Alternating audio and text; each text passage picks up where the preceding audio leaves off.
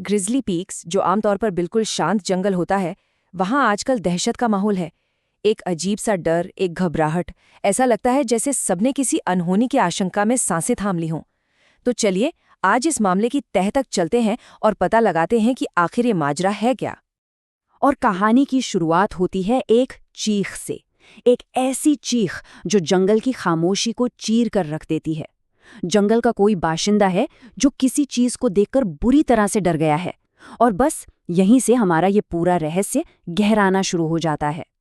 तो सवाल ये उठता है कि आखिर ये है कौन जो पूरे जंगल में इस तरह से आतंक फैला रहा है? क्या ये सच में कोई राक्षस है, या फिर कहानी कुछ और ही है जो हमें अभी नजर नहीं आ रही?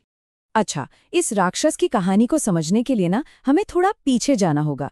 इसकी जड़ें एक बहुत ही अजीब जगह से जुड़ी हैं। ये सब कुछ शुरू हुआ कुछ ऐसी घटनाओं से जो पहली नज़र में तो बिल्कुल अलग थलग लगेंगी, लेकिन असल में सारी कड़ियां जाकर वहीं जुड़ती हैं। तो देखिए, हुआ ये कि सबसे पहले एक हाईवे पर एक ट्रक का एक्सीडेंट हो गया, और उस ट्रक से कुछ बहुत ही खास जेनेटिकली मॉडिफाइड बीज बिखर गए। ये बीज मिलते हैं जंगल के राजा को, लेकिन कहानी में असली ट्विस्ट तब आता है जब लखा नाम के एक किरदार को पता चलता है कि इन बीजों को लौटाने पर एक भारी भरकम नकद इनाम मिलेगा। और ये कोई मामूली बीज नहीं थे, बिल्कुल भी नहीं। यकीन मानिए, इनसे रातों रात इतने बड़े, इतने अजीब जादुई फल उगे कि जंगल में किसी ने भी पहले ऐसा कुछ नहीं देखा था। मतलब सब हैरान थे। तो अब ये बीज सिर्फ बीज नहीं रहे, बल्कि एक असाधारण शक्ति का, एक बड़े खजाने का प्रतीक बन गए थे। और बस यहीं पर हमें इस पूरे रहस्य के पीछे का मकसद समझ में आता है। लखा के लिए ये बीज सिर्फ जादुई नहीं थे, नहीं, ये उसकी किस्मत बदलने का टिकट थे, अमीर बनने का एक ऐसा जरिया जो उसके हाथ से फिसल चुका था। और बस यहीं से जंगल का सारा सुकून खत्म हो जाता है। जैसे ही ये कीमती बीज गायब होते हैं ठीक उसी के बाद एक रहस्यमय राक्षस का आतंक पूरे जंगल में फैलना शुरू हो जाता है। कोहराम मच जाता है, और फिर हमलों का एक सिलसिला शुरू हो जाता है, एक के बाद एक। केस फाइल पर नजर डालिए।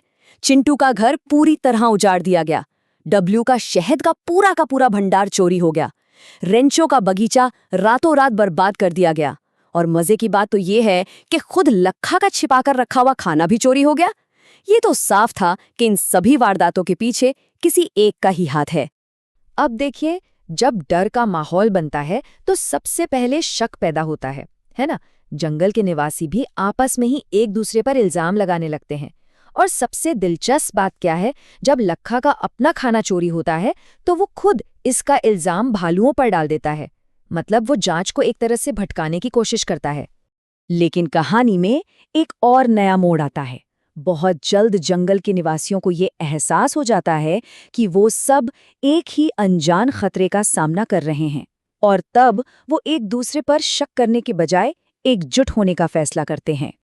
और अब उनका इरादा बिल्कुल साफ था, हमें उसे ढूंढना ही होगा, इससे पहले कि वो पूरा जंगल बर्बाद कर दे। अब वे सब मिलकर अपने घर, अपने जंगल को बचाने के लिए कुछ भी करने को तैयार थे।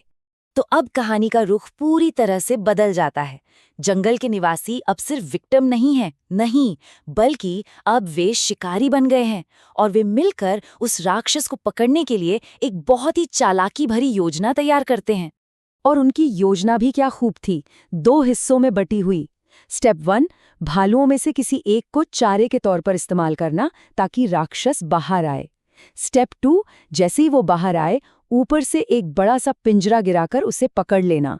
और हाँ, अगर पिंजरा फेल हो जाए तो प्लान बी भी था, उसे एक चट्टान के किनारे तक ले जाना और फिर एक विशाल पत्थर गिराकर उसे वहीं फंसा देना। ये उनकी हिम्मत भी दिखाता है और उनकी बेबसी भी। तो ठीक है, जाल बिछ चुका है और सब कुछ दांव पर लगा है। लेकिन एक मिनट रुकिए, इससे पहले कि हम आगे बढ़ें, क्या हमने सारे सुरागों पर ठीक से ध्यान दिया है? जरा सोचिए, क्या असली राक्षस वाकई वही है जो दिख रहा है? आइए जरा आखिरी सुरागों को एक साथ रखकर देखते हैं। एक तरफ है राक्षस जो बहुत बड़ा और डरावना है, जिसकी एक बड़ी पूंछ है और जो खाना चुराता है, और दूसरी तरफ है लखा, जिसने अपने कीमती बीज खो दिए हैं, जो भूखा है और बुरी तरह हताश है।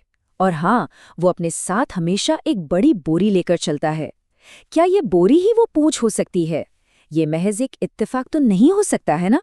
और बस यहीं पर रहस्य से पर्दा उठ जाता है। वो तथाकथित राक्षस कोई और नहीं बल्कि खुद लखा था। अपनी भूख और हताशा से इतना मजबूर हो गया था कि वो रात में बोरी ओढ़कर खाना चुरा रहा था, और इसी वजह से उसका हुलिया इतना डरावना लग रहा था। वो कोई शैतान नहीं था, वो तो अपनी बेबसी के कारण राक्षस बन गया था। और ये कहानी हमें एक बहुत गहरे सवाल के साथ छोड़ जाती है। सोचकर देखिए, हम अपनी जिंदगी में कितनी ही बार किसी के अजीब या डरावने बर्ताव के पीछे की वजह देख ही नहीं पाते। कितनी बार हम किसी की हताशा को, उसकी मजबूरी को, उसकी बुराई या राक्षसीपन समझ लेते हैं। सच में ये सोचने वाली बात है।